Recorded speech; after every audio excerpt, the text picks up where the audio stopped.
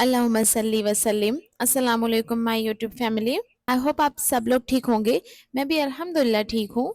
आज के व्लॉग में ना मैं आपके साथ शेयर करूंगी कि अपने बेडरूम की डीप क्लीनिंग में किस तरह करती हूँ। बहुत बड़ा रूम नहीं है मेरा, और ना ही मैंने बहुत एक्स्ट्रा के सामान इकट्ठे कर रखे हैं। अभी बस देखिए, सिंपल सा ये जो सज्जे पर जो आपको दो बड़े बड़े कार्टन नजर आ रहे हैं ना, इसमें विंटर्स के कपड़े हैं बच्चों के हमारे, और इसके अलावा ब्लैंकेट्स वगैरह ना मैंने टेप वगैरह लगा कर बहुत अच्छे से पैक किया है।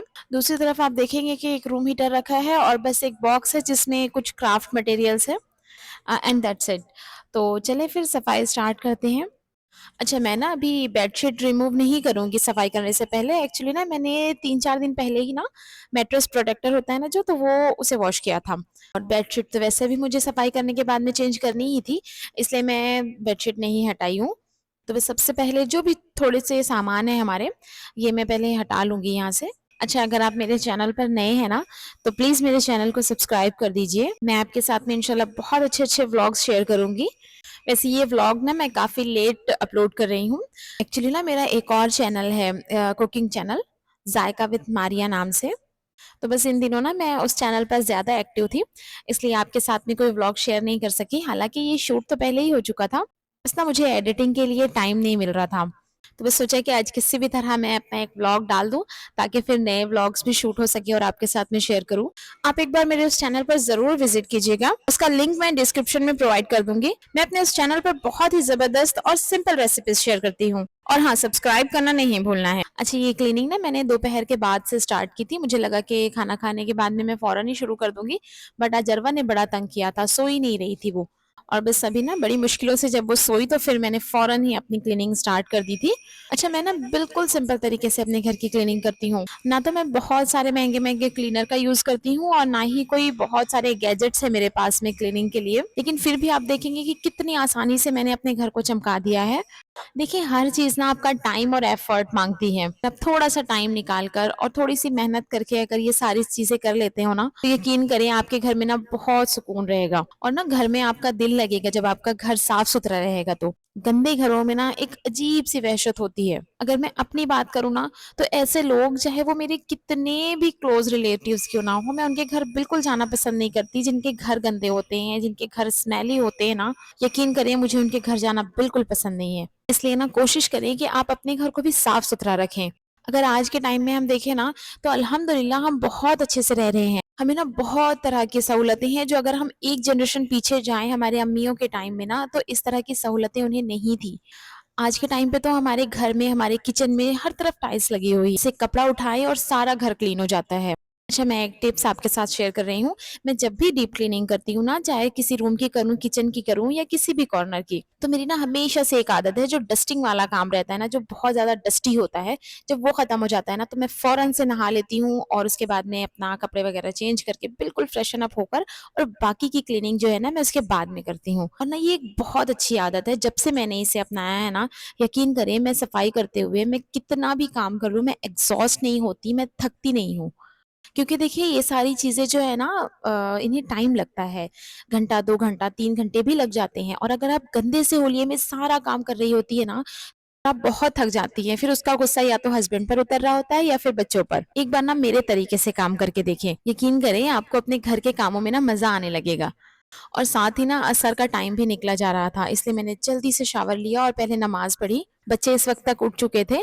तो अभी जब मैं ये क्लीनिंग कर रही हूँ ना, बच्चे मेरे आसपास ही घूम रहे हैं तीनों। अच्छा, इस बात का भी ना आपको बहुत ख्याल रखना है कि आप जब गंदे बने रहते हैं ना, तो फिर किसी भी नमाज का वक्त हो ना, तो आप अक्सर वो नमाज कज़ा कर देते हैं। नमाज छोड़कर ना आप चाहे कितनी भी अपने घर की सफाइयाँ कर ले, कभी आपके घर में बरकत नहीं होगी। इसलिए कोशिश करिए कि जब आप कोई भी काम कर रहे हैं और दरमियान में नमाज का वक्त हो रहा है ना, तो सारे काम छोड़कर पहले नमाज पढ़ लीजिए, और ये सबसे ज्यादा जरूरी है। अच्छा, मेरे मैट्रेस प्रोटेक्टर में ना आपको बड़ा सा एक छेद नजर आ रहा होगा। एक्चुअली ना तकरीबन 2 हफ्ते पहले ना मैं प्रेस कर रही थी, और पता नहीं कैसे ना प्रेस ना बिल्कुल हाई टेम्परेचर पर सेट हुई हुई थी। हो सकता है बच्चों ने किया होगा, मेरा ध्यान नहीं गया, और बस मैंने प्रेस लगाकर छोड़ दी थी। चादर तो मेरी जली ही थी, और साथ ही मेरा ये प्रोटेक्टर भी थोड़ा सा जल गया था। इन चीजों में ना वैसे तो मैं बहुत एहतियात करती हूँ, पता नहीं कैसे, खैर जो चीज होने वाली रहती है वो हो ही जाती है। और बस देखिए, आपसे बातें करते हुए ना मेरी ऑलमोस्ट क्लीनिंग हो चुकी थी। वैसे तो आप ये जो क्लिप देख रहे हैं ये बैक टू बैक देख रहे हैं, लेकिन मैंने बीच-बीच में काफ़ी ब्रेक लिए थे बच्चों के लिए और हाँ, मुझे खाना भी बनाना था। हस्बैंड ना क्योंकि लेट आने वाले थे इसलिए मैं सोच रही थी पहले ये सारे काम मैं फटाफट निपटा लूँ, उसके बाद में फिर मैं खाना बनाती हूँ। वैसे अल्हम्दुलिल्लाह टाइमली सारे काम मेरे निपट गए थे और मैं लेट बिल्कुल भी नहीं हुई थी। इस बात का भी आपको ध्यान रखना है कि अगर आप अपने किचन की क्लीनिंग कर रहे हैं या घर के किसी भी कॉर्नर की, तो आप ना अगला टाइम जो भी है ना खाने का, डिनर हो, लंच हो, जो भी है, तो आप ना पहले खाना बना कर रख लीजिए। क्योंकि अक्सर ना इन कामों में देर हो ही जाती है, तो फिर बच्चों को भी भूख लग जाती है, हस्बैंड भी आ जाते हैं। इसलिए कोशिश करें कोई भी बड़ा टास्क जो टाइम टेकिंग है, इन्हें शुरू करने से पहले ना खाना ज़रूर बनाकर रख लीजिए। अगर आपने पहले से तय किया हुआ है कि दूसरे दिन आपको बहुत सारे पेंडिंग टास्क जो है वो कंप्लीट करने हैं, तो एक दिन पहले ही कुकिंग इतनी कर लें कि दूसरे दिन आपको फिर खाना नहीं बनाना पड़े। और ना बस ये बहुत छोटी-छोटी सी बातें हैं जिनका ख़्याल अगर हम रखें ना, हमारे घर में ना हमेशा सुकून रहेगा। अच्छा, इस रूम की सफाई करने में ना मुझे टाइम थोड़ा-सा ज़्यादा लगा था सामने वाले रूम की बनिस्बत, क्योंकि मैंने बताया ना बच्चे मोस्टली यहीं पर खेल रहे होते हैं और दीवारें वगैरह तो इतनी गंदी की थी ना, अरवा का ना हाथ यहाँ तक पहुँचने लगा है टाइल्स के ऊपर तक। तो अगर अब इसके हाथ में कलर आ जाए या पेंसिल तो ये सारा कुछ गंदा कर देती है। बहुत मुश्किलों से जो है ना मैंने दीवारों को साफ किया था। अभी आप मेरा ये डोर देखिए, ये गंदा नहीं है एक्चुअली। बिफोर और आफ्टर लुक भी आपको सेम ही नज़र आएगा इसका। एक्चुअली ना जब लास्ट टाइम हमने व्हाइट वॉश करवाया था, तो इस दरवाजे की ना बहुत सारी लेयर्स नहीं लकड़ी की जो निकलने लगती है उस तरह से हो गई थी। तो इसे फिर सारा पील करके जो पेंटर थे ना हमारे वो उन्होंने पुटिंग कर दी थी और वो पुटिंग ना इवनली नहीं हुई थी हर सब तरफ। इसके बाद में ना पेंट का डबल या ट्रिपल कोट करने के बाद में भी जो है ना वो लुक नहीं आया था दरवाजे का। और इस बात को भी 3 साल गुजर चुके हैं लेकिन अब तक जो है ना वो दरवाजा इसी तरह है। मैं कितनी भी सफाई कर लूँ लेकिन वो देखने में गंदा ही नजर आता है। खैर अभी खाना वगैरह खाने के बाद में जो सामान थे ना छोटे-छोटे से, इन चीज़ों को भी मैं उनकी जगह पर लगा दूँगी। और साथ ही साथ ना डिक्लटरिंग भी बहुत ज़रूरी है जो मैं अभी कर रही हूँ। अगर आपने नोट किया होगा तो मेरे रूम में ना कोई भी किसी भी तरह के डेकोरेटिव आइटम्स नहीं है, क्योंकि मुझे पता है मेरे बच्चों ने उन चीज़ों को उनकी जगह पर रहने ही नहीं देना है। ये टेबल जो अभी आपको नज़र आ रहा है ना, इसकी जगह असल में बेड के साइड में है। और जो आपको कॉर्नर में एक कट नज़र आ रहा है ना, उसी हिसाब से हमने बनवाया था क्योंकि वहाँ एक पिलर है तो ये वहाँ पर बिल्कुल फिट हो जाता था। बट इसे हमने हटा दिया क्योंकि उस्मान जब बड़ा हुआ ना, तो ये उसके ऊपर चढ़कर फिर सारी चीज़ें फेंकता था। बस यही वजह है कि मैंने किसी तरह के डेकोरेटिव आइटम्स नहीं रखे हुए हैं घर में, क्योंकि जब तक सामान की सफाई होती रही ना तभी वो चीज़ें अच्छी लगती हैं। दूसरा रीज़न ये भी है कि सफाई करने का मेरे पास टाइम नहीं होता। इतनी क्लीनिंग हो जाए यही मेरे लिए बहुत है। क्योंकि मेरे ना 2 बच्चे बहुत छोटे हैं, जो के साथ में ना जो हमारे रूटीन के काम होते हैं ना, ये अगर टाइमली फिनिश हो जाए ना, तो ये हमारे लिए एक बहुत बड़ा अचीवमेंट होता है। बस देखिए सारी क्लीनिंग मेरी डन हो गई थी। बस मैं भी आपको छोटा-सा टूर दूँगी अपने रूम का। ज़ाहिर है रूम छोटा है तो टूर भी छोटा ही होगा। बस एक बेड है, एक कबर्ड है और एक कंप्यूटर टेबल है, जो पिछले 10 महीनों से ना बिल्कुल सूना-सूना है। और बस सारा रूम देखकर ना मुझे इतनी खुशी हो रही थी। और मैं तो भई ऐसी ही हूँ कि अगर किसी भी जगह की सफाई करूँ या थोड़ी-सी सेटिंग वगैरह भी चेंज करूँ, तो लगता है कि मैं बार-बार बस उसे ही देखती रहूँ। आप में से और कितने लोग ऐसे हैं जिन्हें ऐसा लगता है? मेरे साथ कमेंट में ज़रूर शेयर कीजिएगा।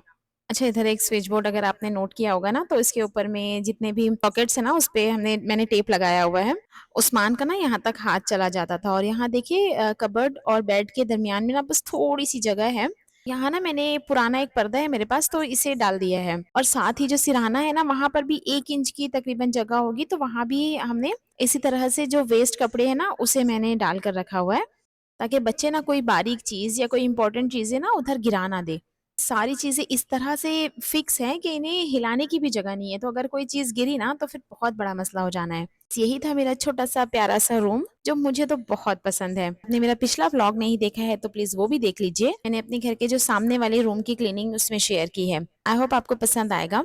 यहाँ टेबल के अंदर आप देख रहे होंगे कि कुछ ब्लैंकेट्स वगैरह है जो डेली के हमारे होते हैं ना यूज़ वाले, उसे मैं यहाँ फ़ोल्ड करके रख देती हूँ। तो बस यही था मेरा आज का छोटा-सा व्लॉग। अगर आपको पसंद आया हो तो प्लीज़ मेरी वीडियो को लाइक कीजिएगा। अगर मेरे चैनल पर नए हैं और अभी तक सब्सक्राइब नहीं किया है तो पहले सब्सक्राइब भी कर लीजिए। मैं मिलूँगी आपसे इंशाल्लाह एक नए व्लॉग के साथ। तब तक अपना और अपनी फैमिली का ख़्याल रखिए। मुझे दुआओं में याद रखें। अल्लाह हाफ़िज़।